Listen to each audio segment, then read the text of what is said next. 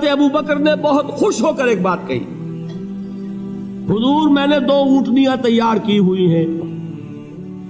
یعنی اب آپ وہ تو سوچتے تھے نا شاباش ملے گی کہ میں نے تیاری کی ہوئی ہے، میں نے 2 اونٹنیوں کو خوب کھلا پلا کے فربا کیا ہوا ہے، بڑی توانا ہے تاکہ ہم تیزی کے ساتھ سفر کر سکیں. حضور نے توقف کیا، فرمایا ہاں ٹھیک ہے، 1 اونٹنی میں استعمال کروں گا لیکن میں اس کی قیمت ادا کروں گا. حضرت ابو بکر کی آنکھوں میں آنسو آ گئے، روتے ہوئے کہا حضور مجھ سے یہ مغایرت، کیا یہ جان اور مال کسی اور کے لیے ہے؟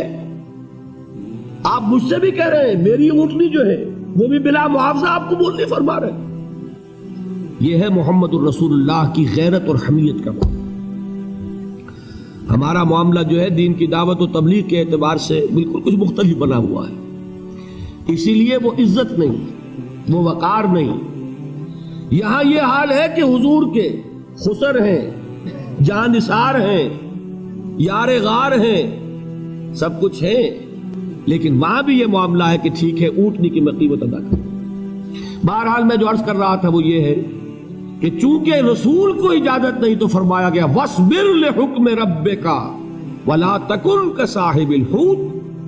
دیکھنا وہ جو یونس علیہ السلام جو انہوں نے کیا تھا اجازت آئے بغیر وہ اپنی قوم کو چھوڑ کر کسی اور وجہ سے نہیں گئے تھے دین کی حمیت اور غیرت کی وجہ سے. یہ بدبخت بات سننے کو تیار نہیں ہے تو دفع ہو، میں کہیں اور جا کر اللہ کی بات کہیں سناؤں گا لیکن اجازت کے بغیر نہیں جا سکتے. یہی وجہ ہے کہ پکڑ ہوئی، گرفت ہوئی اور مچھلی کے پیٹ میں رہے. وہاں وہ لا الہ الا انت سبحانک انی کنت من الظالمین، اور وہاں سے پھر اللہ تعالیٰ نے نجات دی، مچھلی نے انہیں اگل دیا ساحل کے اوپر. یہ ایک لمبی بات ہے. تو یہاں حضور سے کیا کہا گیا؟ صبر کی. اب دیکھیے ایک بات عجیب ہے، یہ ربط اپنے ذہن میں رکھیے.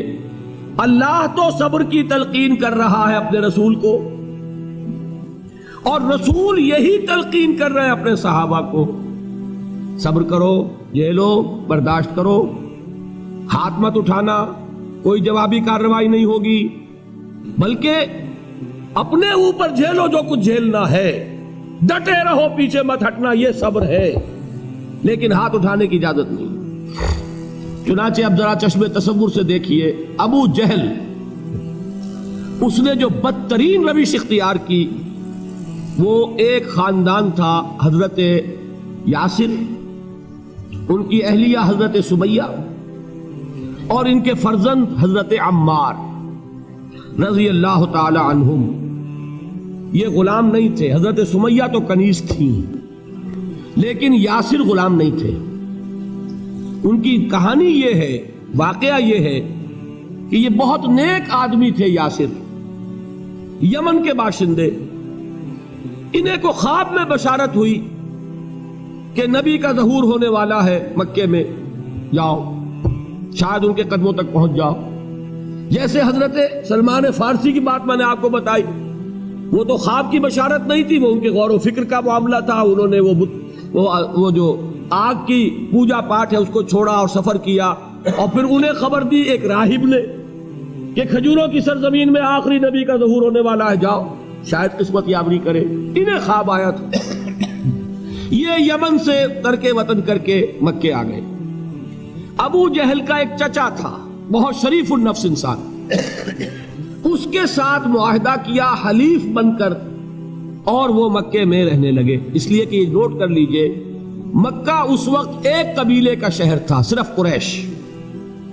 یا قرشی رہ سکتا تھا وہاں یا قرشی کا حلیف. اگر کسی کے ساتھ اس کی، جیسے آپ کو معلوم ہے یہاں کاروبار وغیرہ کرنے میں سعودی عرب میں شراکت جو ہے وہ کسی لوکل سعودی کے ساتھ ہوگی تو آپ کر سکتے، وہ کفیل ہے، ورنہ آپ کچھ نہیں کر سکتے.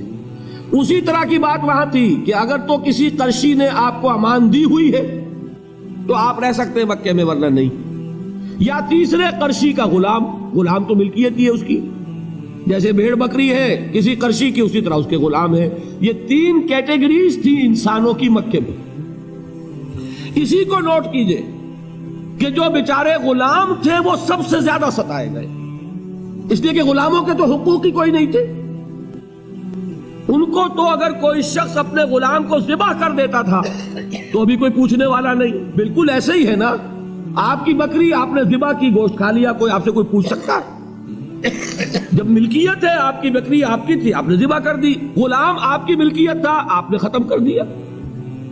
کوئی اس میں جرم نہیں, کوئی باس پرس نہیں. یہ تھا حال غلاموں کا.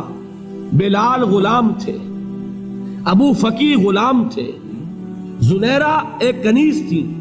ان کو جو ماریں پڑی ہیں اس کا آپ کو معلوم ہے.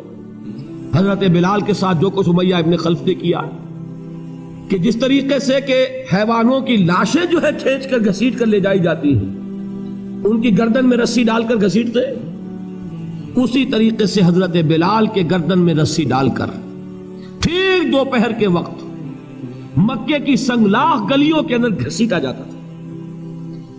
نیچے زمین جل رہی ہے توے کی طرح, اور ویسا بھی ہوتا تھا کہ چت لٹا دیا, اوپر سے وہ آگ مکے کا, کہ سورج جو ہے ذرا نوٹ کیجئے, آگ برسا رہا, نیچے زمین توے کی طرح جل رہی, اور ایک بھاری سل بھی لا کر جو ہے سر پر رکھ دی, چھاتی پر رکھ دی گئی ہے کہ آواز نہیں نکل رہی, جھاگ نکل رہے منہ سے. لیکن اس حال میں بھی احد احد احد, ایک ایک اللہ, قل هو اللہ احد, الفاظ نکل رہے. یہ ہے وہ صبر, یہ ہے وہ صبر. صبر علی الابتلاء, صبر علی الایذاء. یہ ابتلاء اور ایذاء پر صبر ہے. جھیلو, برداشت کرو, اس توحید پر قائم رہو, محمد کی رسالت کے اقرار کرتے رہو صلی اللہ علیہ وسلم, لیکن ہاتھ نہیں اٹھانا. اب میں آپ کو بتا رہا تھا یہ تو غلام تھے, یہ جو تھے یاسر یہ حلیف تھے, غلام تو نہیں تھے نا. البتہ وہ ابو جہل کے چچا کی کنیز تھی یہ سمیہ, انہوں نے اجازت لے کر ان سے نکاح کر لیا. یہ تو کنیز رہیں گی. بیٹا جو ہوا وہ بھی ایک طرح سے جب کنیز زیادہ ہے تو غلام ہو گیا, عمار ابن یاسر. وہ جو شخص تھا بہت شریف النفس ابو جہل کا چچا, وہ مر گیا. اب ابو جہل جو ہے اس خاندان کا سربراہ ہے, لہذا یہ تینوں جو افراد ہیں وہ اس کے رحم و کرم پر ہے.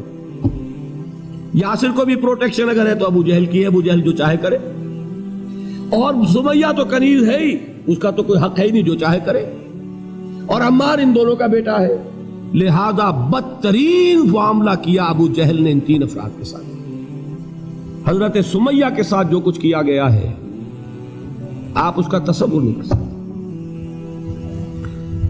بالآخر جو شہید کیا ہے حضرت سمیہ کو, ایذائیں دے دے کے, سسکا سسکا کے, ان کے جسم کے نازک حصوں کو جلا کے, داغ دے کر. کہتا کیا تھا, ایک دفعہ کہہ دو کہ میرا جو یہ بت ہے یہ بھی الہ ہے, مان لو میں چھوڑ دوں گا. تنگ آ گیا, کسی طریقے سے ایک دفعہ کہہ دو پھر میں چھوڑ دوں گا. لیکن یہ میاں بیوی حضرت یاسر اور حضرت سمیہ رضی اللہ تعالی عنہما, یہ ہے ثبات, یہ ہے صبر, یہ ہے استقلال. ایک مرتبہ بھی کہنے کے لیے تیار نہیں, جو چاہو کر لو, اب ہم تو اس سے پیچھے نہیں ہٹے. تنگ آ کر اس نے حضرت سمیہ کی تو شرمگاہ میں برچھا مارا اور شہید کیا. حضرت یاسر کے بارے میں ایک روایت یہ ہے, ستا ستا کے, تنگ کر کر کے, آخر کار جو ختم کیا انہیں شہید کیا کس طرح. 4 سانڈ اونٹ جوان, ان سے رسے باندھے, ایک رسے سے ایک بازو باندھا, دوسرے سے دوسرا بازو باندھا, تیسرے سے ایک ٹانگ باندھی, چوتھے سے دوسری ٹانگ باندھی, اور چاروں کو دوڑایا ہے کہ جسم کے پرکھتے ہوئے. اس حال میں کیا ہو رہا تھا وہ میں بتا رہا ہوں کہ اللہ تو تاکید کر رہا ہے اپنے نبی کو, اصبر وَلِرَبِّكَ فَاصْبِرْ وَاصْبِرْ عَلَى مَا يَقُولُونَ وَاصْبِرْ وَمَا صَبْرُكَ إِلَّا بِاللَّهِ وَاصْبِرْ لِحُكْمِ رَبِّكَ وَلَا تَكُنْ كَصَاحِبِ الْحُوتِ. اس وقت سامنے سے حضور گزرتے تھے جبکہ آل یاسر کے ساتھ یہ معاملہ ہو رہا ہے.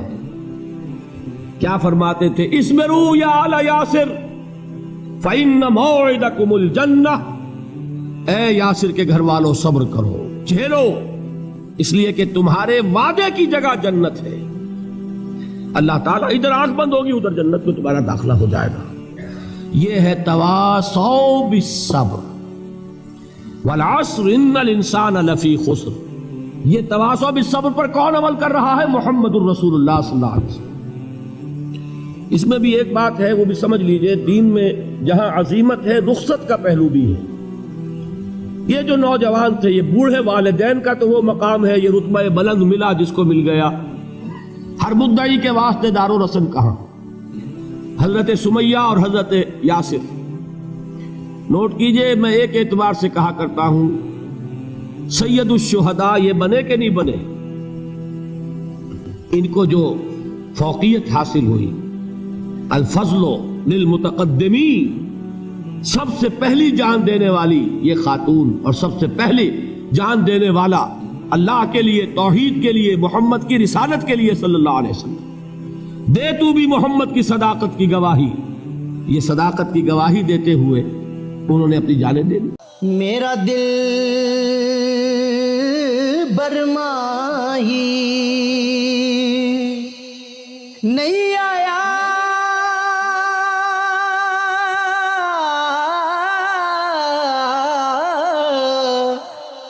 میرا دل برماہی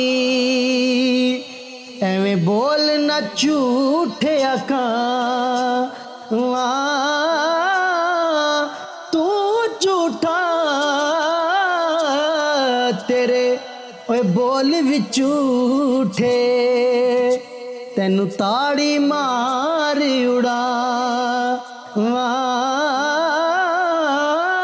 تو جھوٹا تیرے بول بھی جھوٹے.